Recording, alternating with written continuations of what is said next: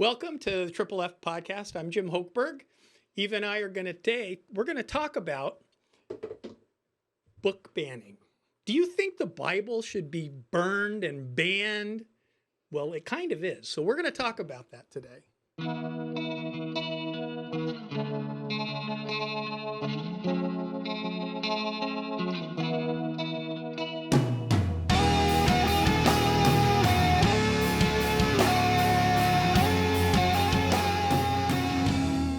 Well, hello, Eva. Hi, Jim. How are you? Deeply loved, greatly blessed, and highly favored. How are you? Oh, that's a great answer. I am doing fabulous. Thank you for asking. Doing fabulously. We are moving. It's an adverb. Are we going to get into a grammatical lesson here Not today? anymore.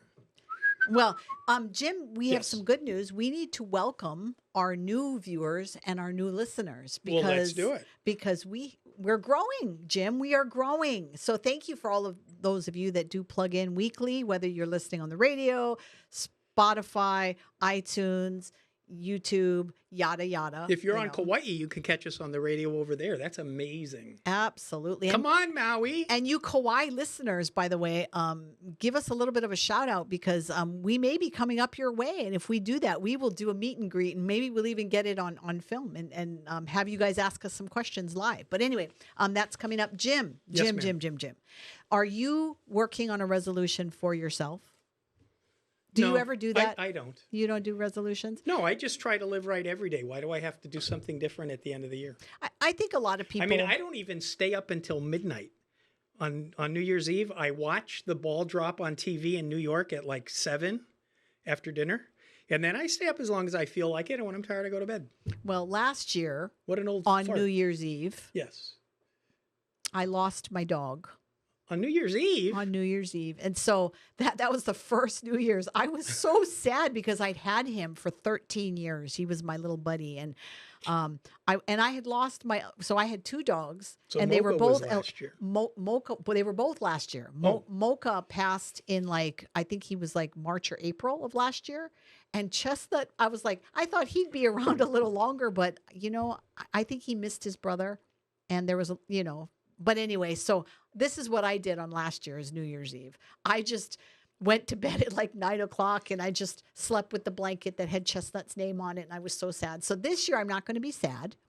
As far as resolutions go, I do try to do some kind of a resolution because of, and I'm going to give a shout out to Pastor George Nagato, who he always reminds me that we need to get out of our old wineskin because we're trying to put new wine into old wineskin.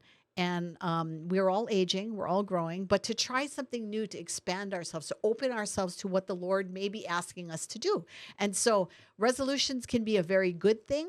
But in this case of what we're going to be talking about today, this resolution is not a good thing. And so we wanted to call it to the attention of our listeners and viewers. Well,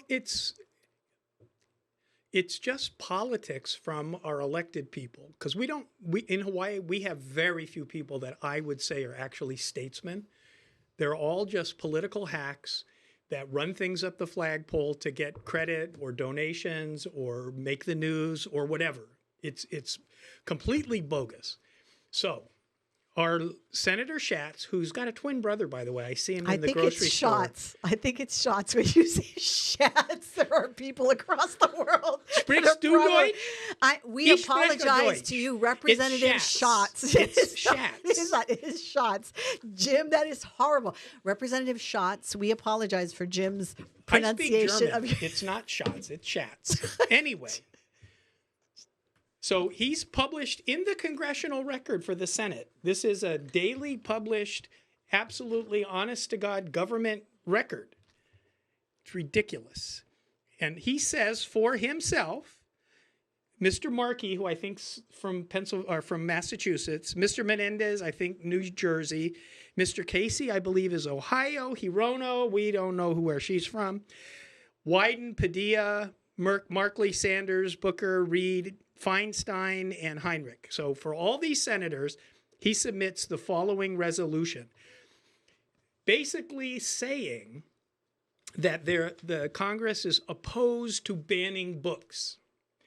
And I thought, well, of course I'm opposed to banning books. Most Americans are. Who's not? And the reason that I say it's completely bogus is I did some research. And I found the National Library Week from the American Library Association. They have this Don't Ban the Books thing. So they had a publication dated April 4th, 2022. So this has been cooking around for a long time. Below are the top 10 most challenged books from 2021. These are the banned books that parents of school children are taking away from other people's children the right to be educated on these things. Jim, it's so funny. Do you realize that a lot of times we do shows, they interlap with other shows that we've done? I mean, when you talk about parents showing up at school boards, a lot of them were doing that. Why? Because they don't like what their kids were having access to, and books in the schools are part of that. That's part of that. And we did a whole show on a House bill that was going to make it a crime for parents to impede the progress of a school department meeting, including the board, principal, teacher, counselor, assembly, whatever kind of school meeting, impeding a meeting, like not shutting up when they've had enough of you. Yes, and we got to stay. Was going to be a crime, and we got to stay plugged in because in 2023. So anyway, stay plugged in. Let's guess. What's the general subject matter of the top 10 books that Mr. Schatz calls banning books, as in the Nazis banning books? Let me guess. Let me help you. Let me help you. It's a string of alphabets. No, it can't be about sexuality. Every Could word's it be? a string of Could alphabets. It be? That wasn't much help. Well, I know, but I mean, are you going to tell me it's about sexuality issues? Well, the number one book in 2021 that was being challenged by parents in the schools. The Bible. Well, that didn't make the list because it's not allowed. It's really banned. Gender queer. Number 2, lawn boy. Oh, I wondered to myself, he does like gardening? No. Banned and challenged for LGBTQIA plus content, and because it was considered to be sexually explicit. All the boys aren't blue. Reason? LGBTQIA plus content profanity, and because it was considered to be sexually explicit. Out of the Darkness, sexually explicit. The Hate You Give, it's an anti-police message and indoctrination on social agenda. The Absolutely True Diary of a Part-Time Indian, profanity, sexual references, and use of a derogatory term. I think it's kind of like the reason To Kill a Mockingbird and Huckleberry Finn were previously banned by the libraries because of the N-word. And why Disney will not play Zippity Doodah. Right. Me and Earl and the Dying Girl, sexually explicit and degrading to women. Bluest Eye depicts child sexual abuse and was considered sexually explicit. Hey, Senator Schatz, why do you want these books in the school library? Can somebody call his office for me and ask him? I'll continue. Well, maybe because, go ahead, continue first. Number 9, this book is gay. Providing sexual education and LGBTQIA plus content. Number 10, Beyond Magenta. Challenge for LGBTQIA plus content, and because it was considered to be sexually explicit. So our good Senator Schatz, whom got voted in by the people in Hawaii, thinks that parents ought not to be concerned about this being in the children's library at school. Well, that's because in this same notice that you just read, they are quoting that recent polling, again, we're going to go back now to what the majority of people want. Recent polling says that large majorities, 7 in 10 voters oppose efforts to remove books from public libraries, including majorities of voters across party lines. And they're saying that 3/4 of parents of public school children, that's 74%, express a high degree of confidence in school librarians to make good decisions about which books to make available to children. And when asked about specific types of books that have been a focus of local debates, large majorities say for each that they should be available in school librarians on an age-appropriate basis. So let's unpack that. Whenever you read the report of polling, never assume that the percentage of the people polled extrapolates perfectly to the people in the society as a whole. The fact that 70-something% of the people polled believe something, it depends on the questions asked, the matrix used, what's the margin of error. So what I like to make sure I do, and catch me if I ever fail, is to say 70% of those polled answered this way. Right. But here's, remember when I've said before that the problem with the progressives as a political philosophy, which I put Senator Schatz in because he proposed this thing, the truth is not a virtue. It's not a value. Winning, getting the resolution passed is the higher value. And so consequently, they're saying that the problem that brings this resolution into play is that in the school year 21-22, so that means they're talking about school children. So that's something that needs to be kept in mind because even the poll question report was age appropriate. Right. And so if the Senator Schatz is talking about school year and school children, those books are not age appropriate. And so instead of making references to the parents as Nazis, which the resolution does, he should be more honest, which we can't expect from him because of his political philosophy. But here's why I say that. Whereas the sharing of all ideas and the freedom to read are essential to a strong democracy. Well, that's partially true, but not age appropriate in the school. And he leaves that out. Whereas books do not require readers to agree with the topics or themes, but instead allows readers to explore and engage with differing perspectives to form and inform their own views. That is not age appropriate for children, Senator Schatz. That might be true for adults, but there are criminal laws against exposing children to porn. Period. He goes on. Suppressing the freedom to read and deny access to literature, history, and knowledge are inherently illiberal and anti-democratic tactics used by authoritarian regimes against their people. That might be true in history, but you're talking about the school year, Senator Schatz. You're talking about pornographic books for school children. So these things don't fit. And my last one. He says, whereas book bans often seek to impose restrictions on all students and families based on the political, ideological, or cultural preferences of the individuals calling for book bans. So what he's basically saying is, parents, if you don't like the book ban, shut up, because those of us who like the books are going to trample on your rights. He's our U.S. Senator. Why do we elect these people? Well, I think there's a couple of issues that we need to talk about. First and foremost is, again, I agree with you on the polling, because you got to look at the question. If somebody came up to me and asked me if I believe that books should be banned, and it was a general question like that, my answer would be no. Correct. But there is a book banned in every public school. What is it? The Bible. Oh, the opposite of these books. Yeah. I get it. Yeah, because the Bible, well, let's just say, but you know what? This really pisses me off. But let's throw it, let's be open though. If the Bible is allowed in the school, then the Book of Mormon should be allowed in the school, and the Satanic Bible should be allowed in the school. And then if that's the case, I mean, we're talking freedom of religion. Age appropriate. We're talking about religious in the high freedom. School, if this stuff is allowed in, which they're still not usually, well, there could be some 18-year-olds in high school.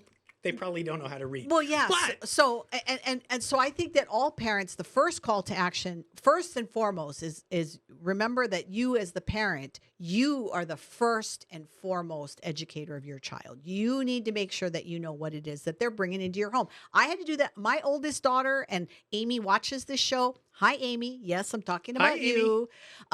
She would totally borrow books that were inappropriate, and she'd bring them home, and I'd find them, and guess what I would do? I would return them.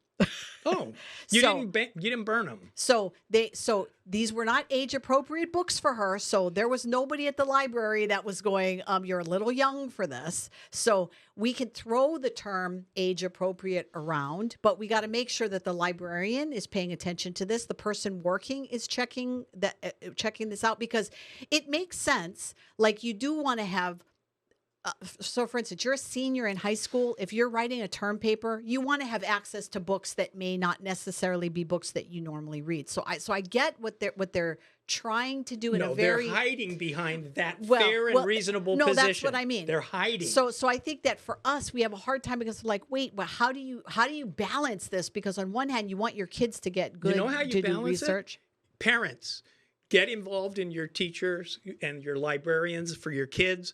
Call Senator Schatz and ask him what he thinks is good about these 10 books. And what's the punishment? I'd like to know what the punishment is for a it's librarian. It's only a resolution. No, well, yeah, okay. And we're going to explain Promoting pornography to a minor is a crime. Okay, but I do want you to explain the difference between a bill and a resolution. That is important for people to understand. But before we get there, though, what would the punishment be? So they're claiming that it's age appropriate and it should be age appropriate, and that there are these safeguards, right, to make sure that kids are getting appropriate for their age material. What's the punishment? Like, what do you do if you find out that there's a librarian who's allowing a second grader to access books that are way beyond what they should be looking at? So here's the biggest problem. What we're talking about is enforcing anti-pornography laws for minors.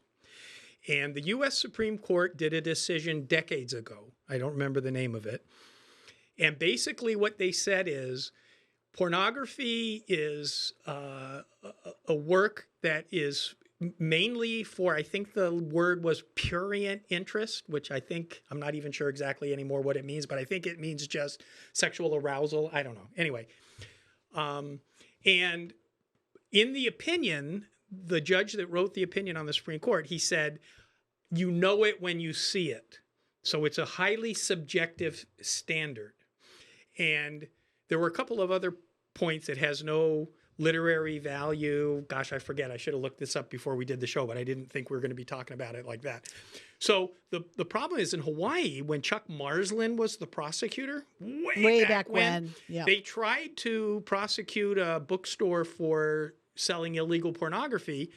And the Hawaii Supreme Court said, in order for a jury to know it when they see it, you have to present that evidence to them, which means the defense lawyers and the prosecutors apparently have to poll the community where the crime took place and get them to look at the book and say if they think it's pornographic or not. I'm not sure. Anyway, there has been no pornography prosecution since then, because in Hawaii it's impossible. And let's be honest. But showing pornography to minors is not that same case. So to answer your question, the librarian or the teacher or whoever's making the porn accessible to a minor would be charged with promoting pornography to a minor, and then they would have to be arrested. They would have to be arraigned. They would have to have a trial, or they could plead guilty to something or whatever. Maybe that's where we need to go next with some legislation. But guess what, folks? You need different legislators at the legislature. I know. I don't know why, but we keep getting back to that. It's just, you know what we need to do? We need to record us saying that, and then we just press the button, just because we do seem to say that all the time. Okay, so what's the difference? This is just a resolution, and just so that people know, it was just introduced in mid-November by Representative Schatz, and he's a senator. By Senator Schatz. It was introduced by him, and it's been assigned to the Judiciary Committee. Senator Mazie Hirono is on the Judiciary Committee. So for those of us listening and paying attention to this, there is a call to action. The bill has not been, or the resolution has not been scheduled for hearing yet. But you can still reach out to them. And if you are watching this on YouTube, check the the links below because we'll link to this resolution. As of this recording, the actual PDF of the resolution was not available yet. Jim and I had to pull it from the actual Senate record. Correct. So that's how we're able to read that. But we'll make that link available for you. So, Jim, what's the difference between a bill and a resolution for those listening and viewing that may not know? So a bill is proposed to make a law, to either make a new law, to change some wording in an existing law by amendment.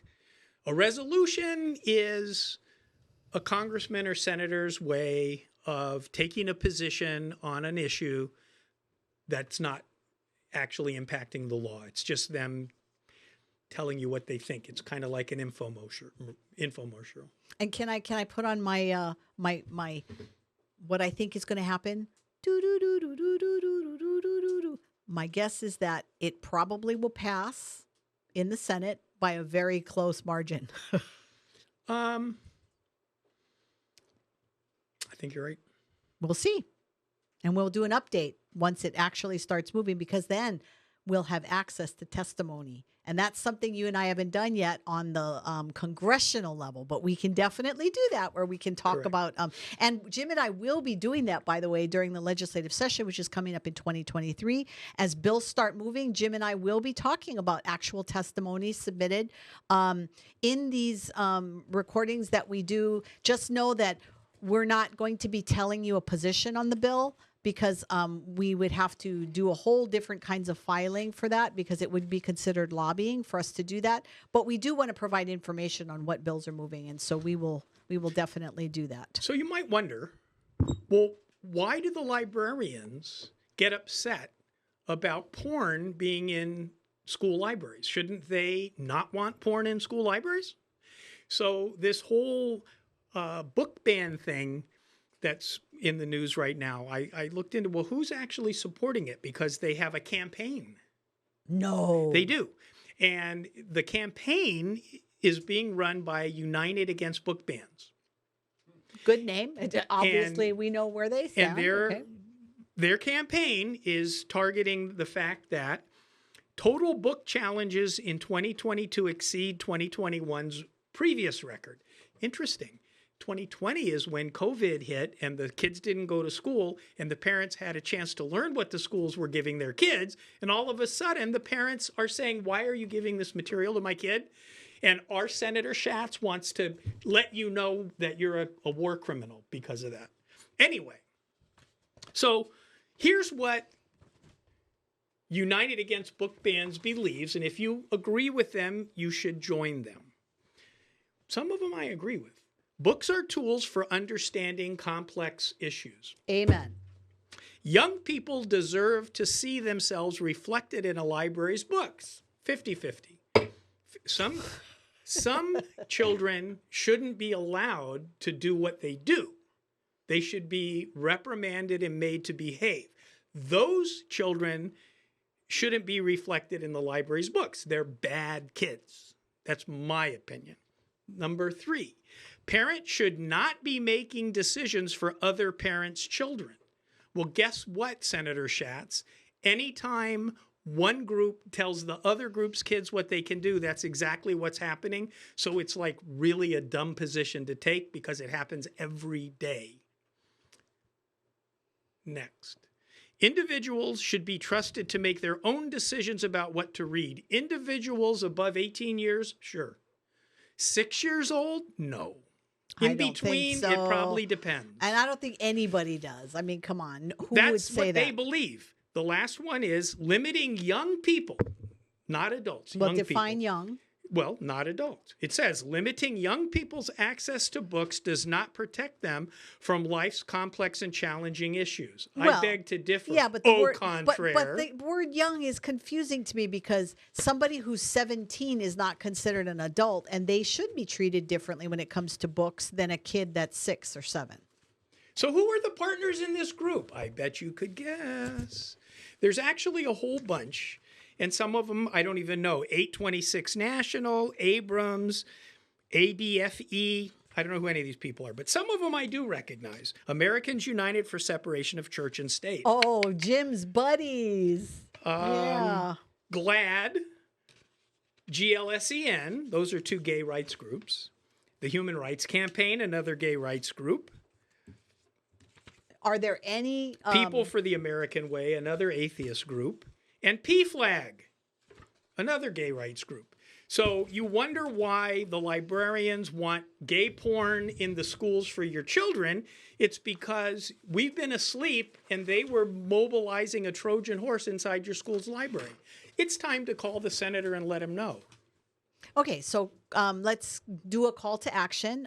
First and foremost, check the link out below. Make sure you read the resolution. Please do not just call his office or email and you have not read the bill. Do not do this and say, oh, I saw Jim Hochberg on a show and he said this is a bad resolution, so it's bad. Because first of all, I'm sure that Senator Schatz doesn't give a rip to what Jim thinks about his resolution, but his brother does. I talk to him in the grocery store all the time. Okay, but you have a responsibility to know and read. And you know what? The resolution is only a few pages long, so you should check it out and make sure that that's what you're doing. You're saying, I read it, I like it, I don't like it.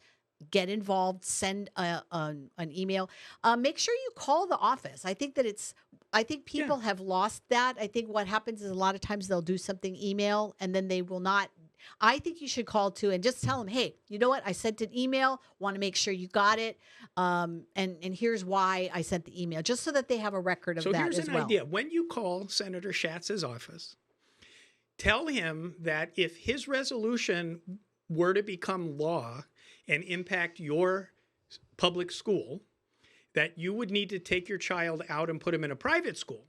But maybe you can't afford it. So if this idea becomes law, it should include money for parents who want to take their kids out of the public schools because of this law to help you pay for private school. That might get his attention. And if you are one of those people that have called or emailed Senator Schatz, then you can let us know if you agree or disagree with the resolution and why. And definitely send me an email at info@hawaiifamilyforum.org if you're concerned about a specific incident that happened to you here in the state of Hawaii because of a book that your child got or had access to in a library.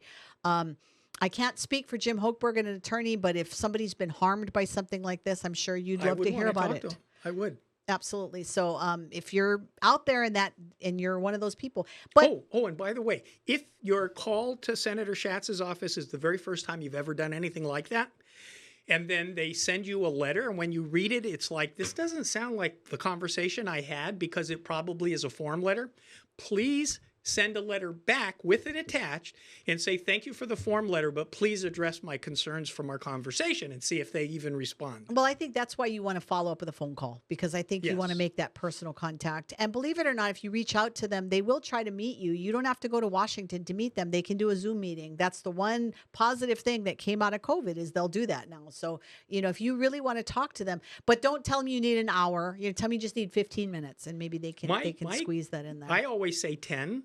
Because it's less than 15 and you're likely to get the 10. And then if it takes a half an hour, they don't care because they wanted to continue talking. Yep. And if you're a pastor or someone that you're in a position of leadership in your church, please contact me at info@hawaiifamilyforum.org and ask me how Jim and I can come in and do our dog and pony show at your show. Because one of the things we do is we teach you all of these things of how to make contact. We teach you the process. You might have someone from the legislature, like whether it's a senator or representative, or even someone who works down there, says they can teach it to you, and they'd probably teach it to you great. But Jim and I can tell you what it's like from the outside trying to work on the inside, especially a person of faith. So you want to make sure that that you do that. And we don't charge, and we can do 1 hour, we can do 2 hours, we can do 3 hours. We work with you on what you want. I don't think we've ever gone longer than that. No, 3 hours has been our max. But, we want to get out there, because one of our goals for 2023 is we really want to get you plugged in. And the biggest thing is for you to build that relationship with your senator and representative. So make sure you do it. And Christmas is right around the corner. We want to just thank you all for what you're continuing to do. Stay plugged in. Jim and I got some great Christmas shows coming up. We're going to do some exciting stuff. End of year giving to Hawaii Family Forum. We are a 501c3 and you can write it off. So send me an email, info@hawaiifamilyforum.org. Share, like, subscribe, comment, and we will see you next week. Mahalo, everybody. Aloha.